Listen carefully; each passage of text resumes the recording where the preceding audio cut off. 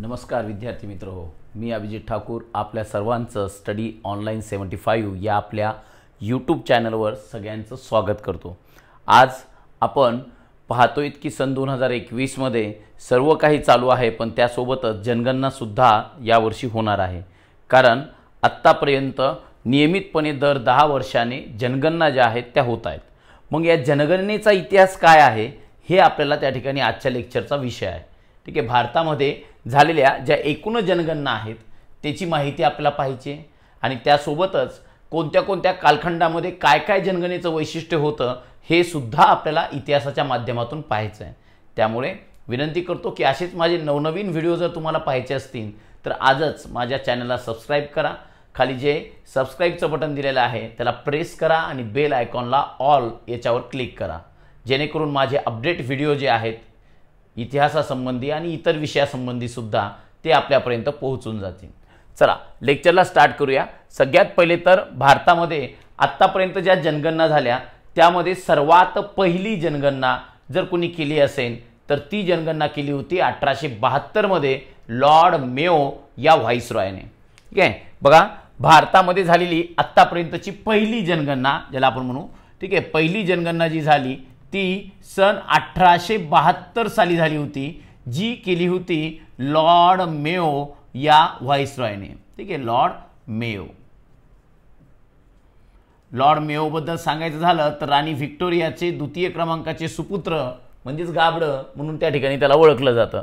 ठीक आहे, Lord Mayo, आणि याची पठाणांनी हत्या केली होती अंदमान या ठिकाणी। ठीक आहे, तर लॉर्ड मेयो जो होता त्याचा कालखंड आहे भारतामधला 1869 ते 1872 या दरम्यान त्याने त्या ठिकाणी भारतामध्ये व्हाईसरॉय पद सांभाळलं आणि भारतामध्ये याने त्या ठिकाणी काय केलं, भारताची पहिली जनगणना जी आहे ती केली। मग भारताची पहिली जनगणना कुणी केली तर लॉर्ड मेयोने केली। पण जर प्रश्न आपल्याला एग्जाम मध्ये असा विचारला की भारताची पहिली नियमित जनगणना कुणी केली, ठीक आहे, भारताची पहिली नियमित जनगणना, तर लक्षात राहून द्या भारताची दुसरी जनगणना जेव्हा झाली होती तेव्हा इसवी सन होतं 1881 आणि त्यावेळेस भारताचा व्हाईसरॉय होता लॉर्ड रिपन। ठीक आहे, लॉर्ड रिपन याच्या कालखंडामध्ये काय झालेलं आहे, भारताची दुसरी जनगणना झाली। मग ही दुसरी जनगणना होती पण ही पहिली नियमित जनगणना होती। लक्षात राहून द्या भारताची पहिली जनगणना कधी झाली तर लॉर्ड मेयोच्या कालखंडामध्ये, आणि भारताची पहिली नियमित जनगणना कधी झाली तर लॉर्ड रिपनच्या कालखंडामध्ये। लॉर्ड रिपन बद्दल तत्कालीन इतिहासकार म्हणतात की हा सर्वात महान आणि सर्वात आवडता व्हाईसरॉय होता। लॉर्ड रिपन जेव्हा भारतामधून जात होता 1884 हा भारतामधून जात होता तेव्हा शिमला पासून ते मुंबईपर्यंत दोन्ही भागाने, रस्त्याच्या दोन्ही भागाने लोक उभा होती त्याचं स्वागत करण्यासाठी किंवा त्याला बाय बाय करण्यासाठी, गुड बाय करण्यासाठी त्याला उभी होती। कोण? लॉर्ड रिपनच्या त्या ठिकाणी सेरेमनीला म्हणजे शेवटच्या वेळेला। ठीक आहे, आता झालं काय की लॉर्ड रिपन हा भारतामध्ये आला त्यावेळेस त्यांनी काय केलं की लॉर्ड मेयोची जी जनगणना केली होती त्या जनगणनेची आकडेवारी ही आउटडेटेड झाली होती। म्हणजे जनगणना अशी आहे ना की आज ज्याला 1 म्हणलं ते उद्या नसणार आहे आणि ज्याला नाही मोजलं असे 3 जन्मणार आहेत। मग पूर्ण जनगणना जी आहे ती दर 10 वर्षांनी होत राहावी असा आदेश यांनी दिला होता लॉर्ड रिपनने। समजताय? आता म्हणून लक्षात घ्या भारताची पहिली नियमित जनगणना झाली ती रिपनच्या कालखंडामध्ये। मग त्याच्यानंतर दर 10 वर्षांनी जनगणना ज्या चालू झाल्या त्या आत्तापर्यंत चालू झाल्या। ठीक आहे, मग बघा भारताची तिसरी जनगणना जी झाली होती, आता ह्याच्यामध्ये 10 वर्ष मिक्स करा, 1891 तेव्हा भारताचा व्हाईसरॉय कोण होता रे? लॉर्ड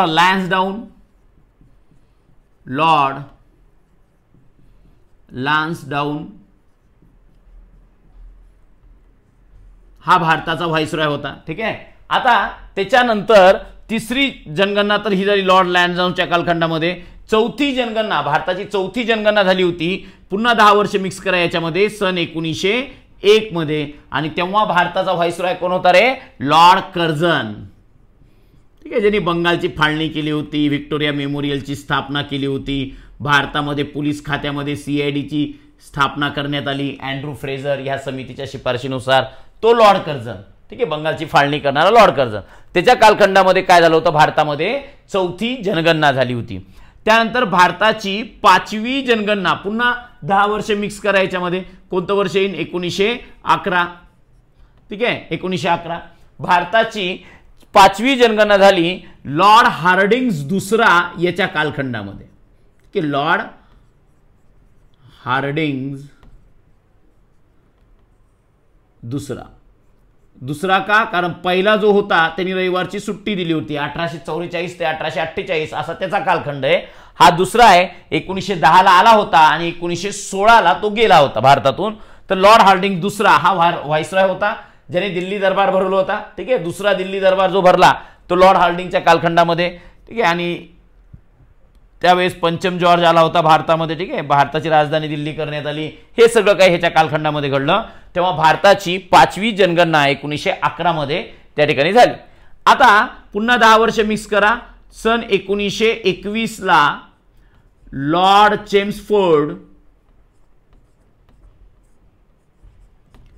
चेम्सफोर्ड हा त्या ठिकाणी काय होता? भारताचा व्हाईसरॉय होता.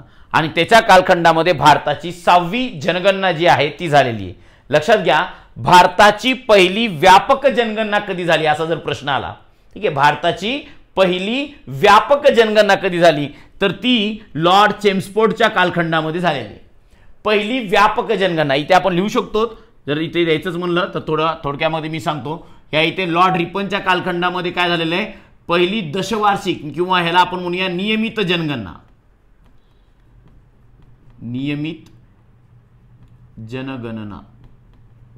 ठीक आहे, नियमित जनगणनेला सुरुवात झाली होती. कुणाच्या कालखंडामध्ये? लॉर्ड रिपनच्या कालखंडामध्ये. त्यानंतर लॉर्ड चेम्सफोर्डच्या कालखंडामध्ये 1921 ला काय झालं होतं तर भारतामध्ये पहिली व्यापक जनगणना झाली. इथे लिहू शकतो आपण पहिली व्यापक जनगणना.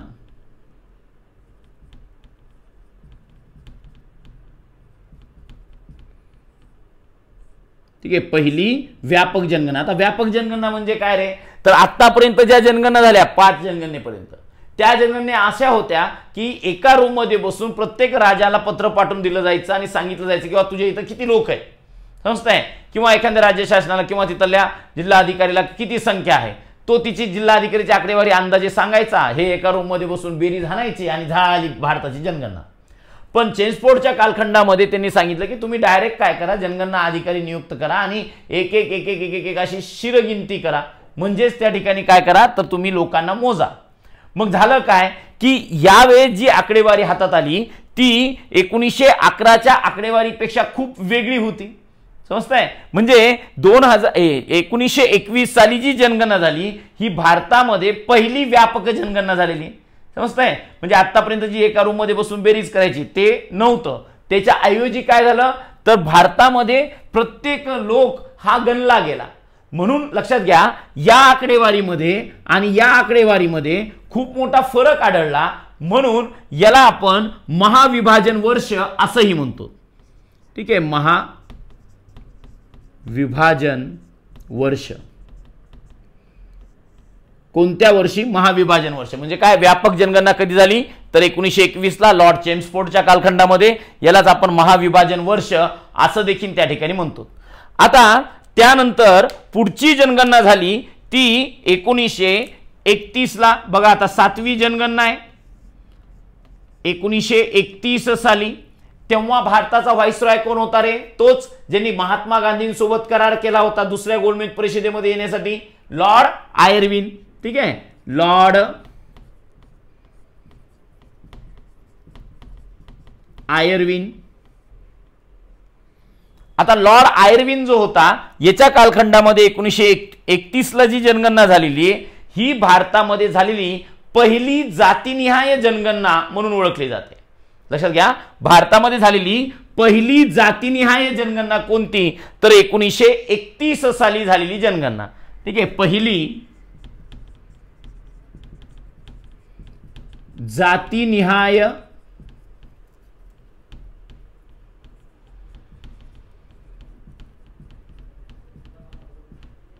ठीक आहे, पहिली काय ही जातीनिहाय जनगणना आहे. ठीक आहे, पहिली जातीनिहाय जनगणना म्हणून 1931च्या जनगणनेला आपण ओळखतो.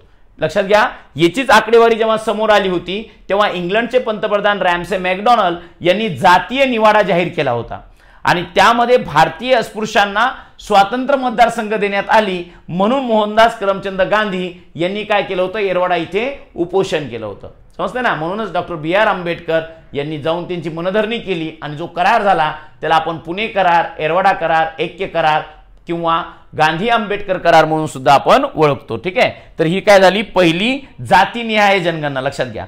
त्यानंतर पुढची जनगणना आहे ती म्हणजे 8वी जनगणना. 8वी जनगणना ही झाली 1941 ला आणि आपल्याला माहिती आहे भारतात सर्वात जास्त काळ व्हाईसरॉय म्हणून राहिलेला व्यक्ती कोण होता, लॉर्ड लिनलिथगो. Lord Linlithgow.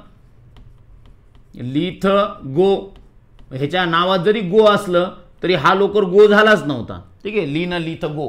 ठीक आहे, कारण हा सर्वात जास्त काळ भारताचा व्हाईसरॉय म्हणून राहिलेला व्यक्ती म्हणून ओळखला जातो. आता लक्षात घ्या, लॉर्ड लिनलिथगोच्या कालखंडामध्ये पारतंत्र भारतामधली शेवटची जनगणना झाली. याच्यानंतर जेव्हा 10 वर्षांनी भारत स्वतंत्र झाला म्हणून स्वतंत्र भारताची पहिली जनगणना आली. समजते ना. म्हणजे या ठिकाणी लक्षात राहून द्या, 8वी जनगणना ही काय होती, भारतामध्ये लॉर्ड लिनलिथगोच्या कालखंडामध्ये झालेली, पारतंत्र्य भारतामध्ये झालेली पहिली जनगणना म्हणून आपण ओळखतो. या भारतीय स्वातंत्र्यापूर्वीच्या सगळ्या जनगणना आहेत. लक्षात घ्या, भारतीय स्वातंत्र्यापूर्वीच्या या सगळ्या जनगणना. आता याच्यामध्ये लक्षात ठेवायची गोष्ट काय आहे की भारतामध्ये जेव्हा पहिली जनगणना झाली, ठीक आहे, लॉर्ड मेयोच्या कालखंडामध्ये 1872 ला, तेव्हा जनगणना अध्यक्ष कोण होते. ठीक आहे, जनगणना अध्यक्ष कोण होते, कोण होते रे, तर डब्ल्यू पॅन्डल. पॅन्डल माहिती ना, सायकलचं. तर एक लक्षात राहून द्यायचं कोड की बाबा लॉर्ड मेयोने सायकलचं पॅन्डल मारू मारू जनगणना केली.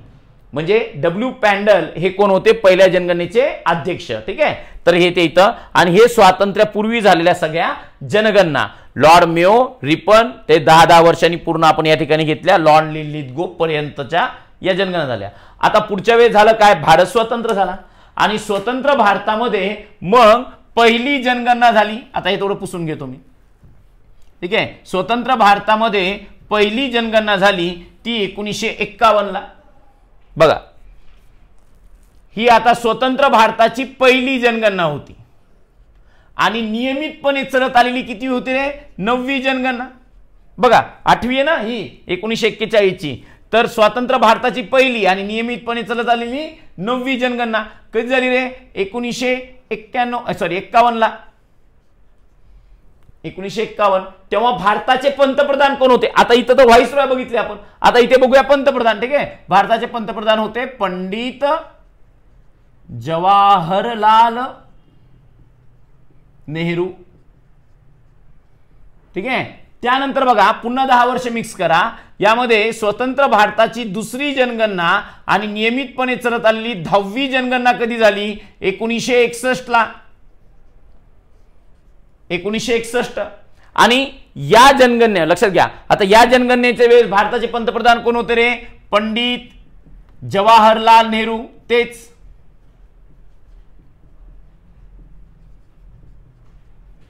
नेहरू. ठीक आहे, आता पुन्हा काय झालं, पुन्हा 10 वर्ष ऍड करा त्याच्यामध्ये. म्हणजे स्वतंत्र भारताची तिसरी जनगणना आणि नियमितपणे चालत आलेली 11वी जनगणना कधी झाली, 1971 ला. तेव्हा भारताच्या पंतप्रधान कोण होत्या, म्हणजे कोण रे, इंदिरा गांधी. ठीक आहे, इंदिरा गांधी या भारताच्या पंतप्रधान होत्या. लक्षात घ्या, इंदिरा गांधींनी प्रथमतः पंतप्रधान पदाची शपथ कधी घेतली, इंदिरा गांधींनी प्रथमतः पंतप्रधान पदाची शपथ कधी घेतली, तर 24 जानेवारी 1966 ला. ठीक आहे, 24 जानेवारी 1966 ला इंदिरा गांधीने प्रथमतः पंतप्रधान पदाची शपथ घेतली होती आणि 1971 ला जी जनगणना झाली तेव्हा भारताच्या पंतप्रधान होत्या इंदिरा गांधी. ठीक आहे, तर हे तर एक्स्ट्रा नॉलेज म्हणून लक्षात राहून द्या, काही कामच नाही सध्या तरी. आणि त्यानंतर या ठिकाणी स्वतंत्र भारताची चौथी जनगणना आणि नियमितपणे चालत आलेली कितवी रे, 12वी जनगणना आहे. ती कधी झाली, सन 1981 ला. आणि तेव्हा भारताच्या पंतप्रधान कोण होत्या, इंदिरा गांधी. ठीक आहे, इंदिरा गांधी. आता पुन्हा काय झालं बघा, स्वतंत्र भारताची 5वी जनगणना आणि नियमितपणे चालत आलेली 13वी जनगणना. ठीक आहे, नियमितपणे चालत आलेली 13वी जनगणना कधी झाली रे? 1991 ला. तेव्हा भारताचे पंतप्रधान कोण होते? PV नरसिंहराव.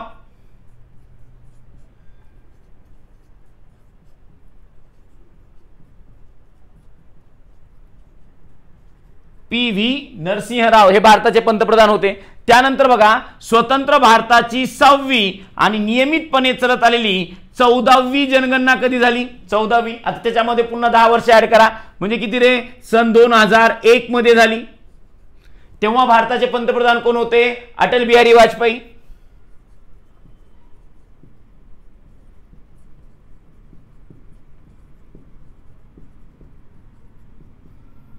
ठीक आहे, अटल बिहारी वाजपेयी हे कोण होते? भारताचे पंतप्रधान होते. त्याच्यानंतर आता नियमितपणे चालत आलेली 15वी आहे. ठीक आहे, नियमितपणे चालत आलेली 15वी जनगणना आणि स्वातंत्र्यानंतरची 7वी जनगणना कधी झाली? सन 2011 ला. तेव्हा भारताचे पंतप्रधान कोण होते? मनमोहन सिंग. ठीक आहे, मनमोहन सिंग हे भारताचे पंतप्रधान होते. म्हणजे लक्षात घ्या, ही जी जनगणना ही जी शेवटची झाली, समजतंय, सन 2011 ची जनगणना आपल्यासाठी महत्वाची आहे. ती म्हणजे सन 2021 ला होणारी जनगणना. ठीक आहे, लक्षात घ्या. आता या वर्षीची जनगणना होणार आहे ही नियमितपणे चालत आलेली कितवी रे? 8वी जनगणना आहे. सॉरी, एक मिनिट. नियमितपणे चालत आलेली किती आहे? 16वी जनगणना आहे. ठीक आहे, नियमितपणे चालत आलेली 16वी जनगणना आणि स्वातंत्र्यानंतरची कितवी आहे? 8वी. समजताय? कधी होणार आहे? आता 2021 ला होणार आहे. आणि पंतप्रधान कोण आहेत? नरेंद्र मोदी.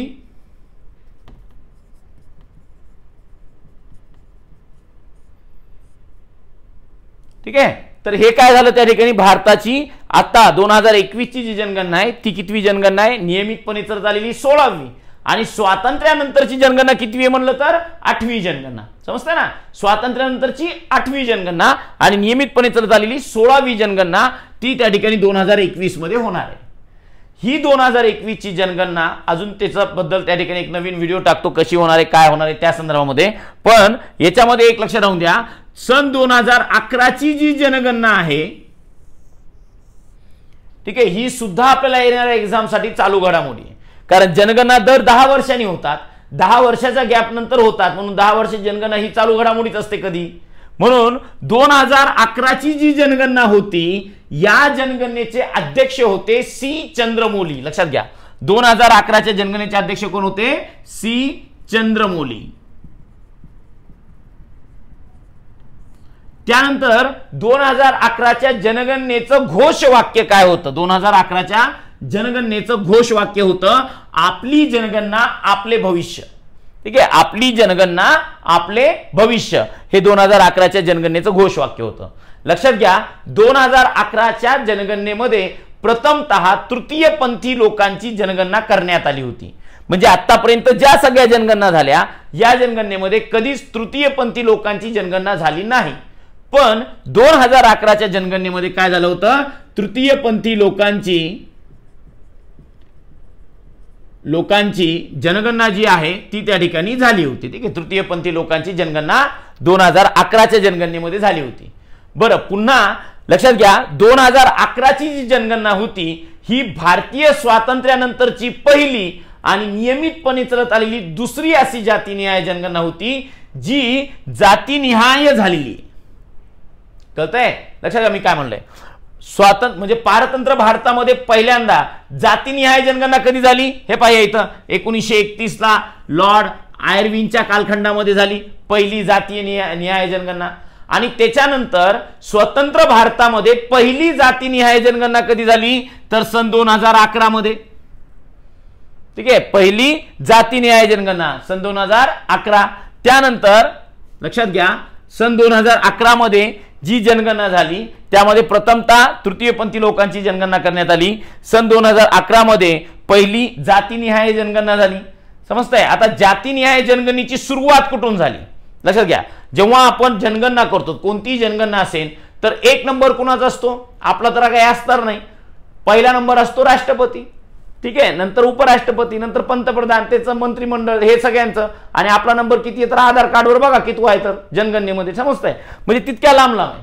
पण जेव्हा 2011ची जनगणना झाली, 2011ची जनगणना झाली, ती जातीनिहाय झाली, आणि या जातीनिहाय जनगणनेची सुरुवात जी आहे ती त्या ठिकाणी लक्षात घ्या बदरुई देववर्मा यांच्या नावाच्या नोंदणी झालेली आहे, ठीक आहे. बदरुई देववर्मा यांच्या नावाच्या नोंदीने 2011च्या जनगणनेची सुरुवात जी आहे ती झाली होती, ठीक आहे. तर अशा रीत्या काय तर ही 2011ची जनगणना, आणि आता जी होणार आहे त्या संदर्भामध्ये माहिती लक्षात राहून द्या. ही जनगणना स्वातंत्र्यानंतरची 8वी जनगणना असणार आहे, आणि भारत नियमितपणे चालत आलेली 16वी जनगणना असणार आहे, समजतंय. मग अशा रीत्या हे सगळ्या झाल्या भारतातील आतापर्यंतच्या सर्व जनगणना. हा व्हिडिओ तुम्हाला कसा वाटला हे नक्कीच मला कळवा. अजूनही चॅनल सबस्क्राईब केलं नसेल तर सबस्क्राईबचं बटन दाबा, आणि त्या ठिकाणी माझे नवनवीन व्हिडिओ पाहण्यासाठी अपडेट राहा. धन्यवाद. जय हिंद.